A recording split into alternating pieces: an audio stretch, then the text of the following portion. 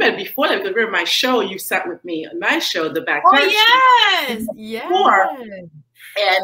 And I remember you mentioning about how, you know, especially the society we're in our families, they expect you to be like, you know, the lawyer, the accountant, the physician and all that. And your passion is what you're doing right now. You have a passion for speaking and really impacting lives, and how it's taboo in our society. And even more so based on culture, depending on where you come from. And a lot of culture has similarities, and there seems to be a trend how a lot of cultures, families believe that there is like these like norm of a profession that's prestigious, and that's a profession you need to follow through. And therefore us as obedient children, we follow it. We follow it in the sense that, okay, this is what we're told, you know, and I don't want to disappoint anybody, and I don't know any better. And, you know, this sounds right. And I think I have an interest, and you follow through with that, and realizing later that that's really not where you fully connect. This is not bringing you joy. You don't feel fulfilled. You feel totally out of yourself because of that. And this is where it's important to take the time to discover who you truly are, so that you have a sense of what all the elements that brings you joy, that brings you to a space of excitement, and that brings you fulfillment, so that you could take action in living that life that you actually have an interest in living. You have such I'm so glad you brought me back to that remembrance, girl. I forgot that we had actually met before that, and we had some deep conversation about that. And I have not shared that on my channel before, where I feel and I know that I probably wouldn't be a lawyer if I could choose. And they were like, wait, you could choose? Nah, bruh. I come from a hardworking, which I say high expectation immigrant family. So when you understand that cultural piece, as you pointed out, everybody left everything for you to come here and make the best life possible. You really don't have as much choice as you think you have. The expectation is very great upon you to go to school and make sure you represent well for this family and all the sacrifices that were made. So even in my household, and I talked a little bit about it before, when I you know, started school even, I thought I was going to fail out of law school. I'm not even going to lie to you. That first semester, I don't know how I survived. I cried every single day. And my mom said at graduation, I remember her saying it. She's like, I never thought you would make it, you know. I never thought you was going to make it. I was like, y'all left me there. Y'all left me there when I was like almost in like a depression for 3 years, because I kind of felt this pull in another direction, but I couldn't say, or I couldn't stand in my power to say, I don't know if this is for me, because my greatest desire was to please my parents and to make them proud and to honor the sacrifice that they had made, moving to a new country and leaving a life back in Jamaica and coming here to start a new life for me and my brother. It was a big deal. So not being able to even stand up and say, no, I don't know if this is really what I want after year one. And then you're like, well, I'm gonna just finish it. But the amount of, we could call it trauma, we could call it pain for sure, that one endures when they feel like they are compelled into being something that they may not be ready to be or no desire to be, can be, I don't know, it will throw you off. Your center is kind of ripped from you. And as you said, you're following a formula instead. Somebody, y'all know what I'm talking about? Where it's not your desire anymore.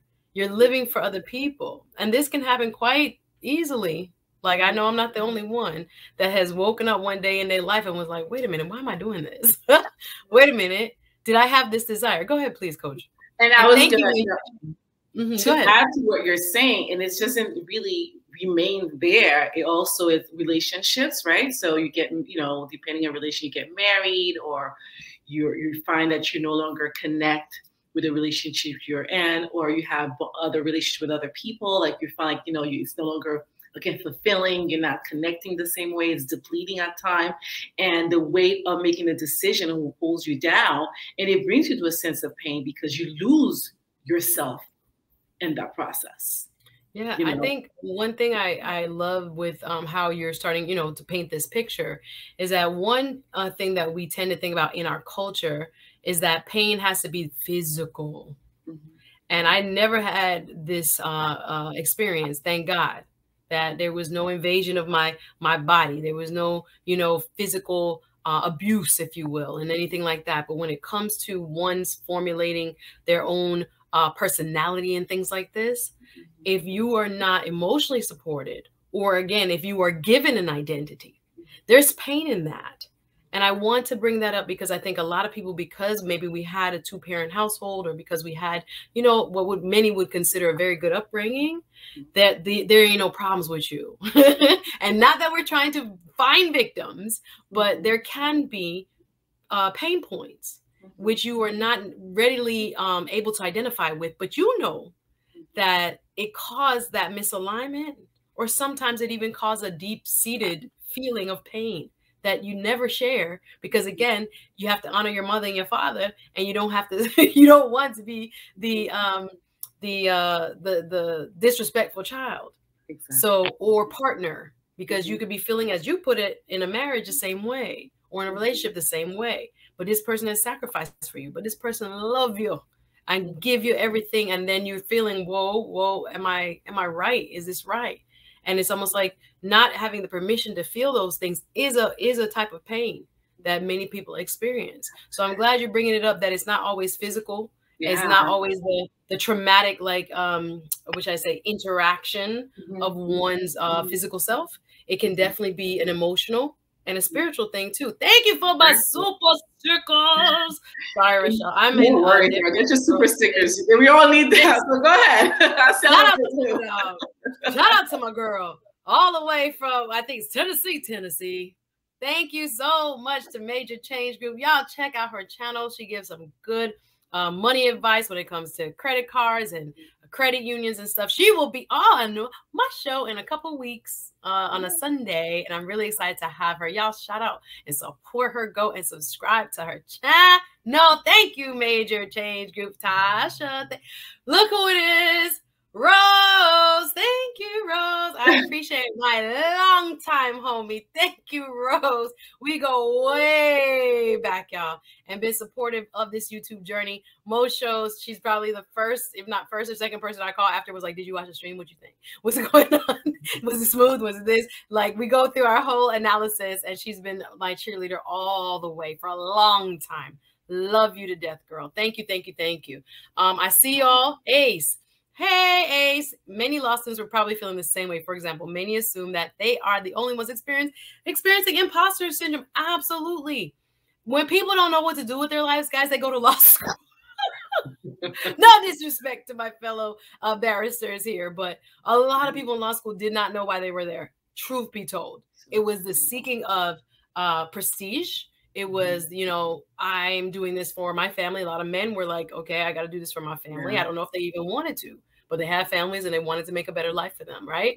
And a lot of women, I would just say, a couple of my friends, my counterparts were there to find husbands. Let's just be real. I ain't gonna tell it all. This is not what this stream is about. But, people were just there. And I think, like, for myself, I was used to being the head of my class, used to, book work coming easy, used to like understanding the game. But law school was a different type of game and had different type of rules that I didn't know because I had never met anybody who had gone to law school, right? Not law school here. I had law school lawyers in my family in Jamaica, but none in America. So there were rules to this. There was a game to this of how you could do well. Thank God. God sent me one girl. Shout out to Jody. Jody knew what the outlines were. Jody understood what everything that was going on that I needed to know. I was like, God, you sent me an angel. Our last names were very close. And she sat next to me in orientation, and thank you, God. Saved me from several exams. But back to the identity piece. Yes, Ace.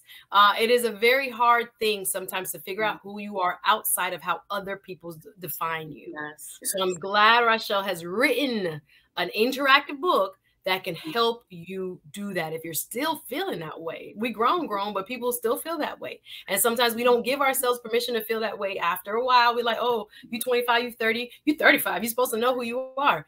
Guess what? Not everybody does. Go ahead, Coach.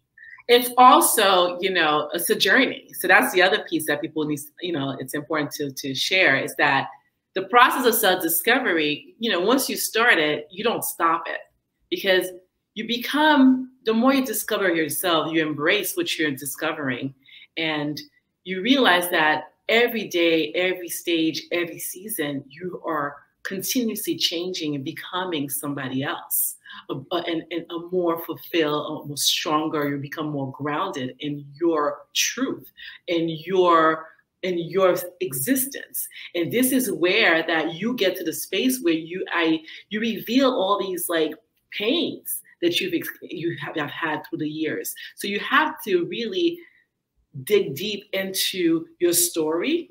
And yet, but I'm very big on saying you dig deep into your story so that you can have a point of reference. You heal from the story so that you can start now discover other elements of yourself that makes you unique. But the healing is important so that you can actually now start pushing through it. And these are stages, because we all have stories that are some similar, some are different, right? Yeah. And I think somebody just mentioned something earlier about when we were talking about pain, how pain can show up in different ways. Yes, it does show up in different ways for different people. It doesn't mean your pain is less painful than mine. It is real to me. It is all about perspective. So what's my level of pain, what I find to be painful to me, for someone else, it could be like, it's just nothing, girl, you know? Yeah. Yeah. So we have to be very sensitive to that as we're dealing with other people, and also give ourselves grace is key. We need to give ourselves grace to have understanding as to, okay, what have I gone through life? What have I learned from that experience? What part of it do I want to keep? What part I want to get rid of so that the newer version of you can submerge? Say it again, Coach. Say it again, Coach. That was real deep. No, that was, I don't know if you can say it exactly how you say it, but yeah, that's the point of this show. Go ahead. Yeah, yes, say it again. It's very important for us to understand our story so that we could heal from it. And the healing process allow us to really reflect so that we could identify what's important for us to keep, what we need to get rid of, and so what we're going to continue to grow from. Because our story does not have to be something that we hold on to forever. It is a part of our history. At some point, your story becomes your history. Yeah. Once you heal from it, because the healing is key. As long as the moment you do not take the time to heal from it, it will continue to be your story, regardless of the stage of life you're in. Once you give yourself permission to heal from the story, as devastated I might have been for you, then you open a door to the light, that resides within you, to come through you so that you can become who you're showing up as from that point on. That's a good word. We're going to start giving some practical advice and some steps. I am with none other than Coach Rachelle Sylvain Spence.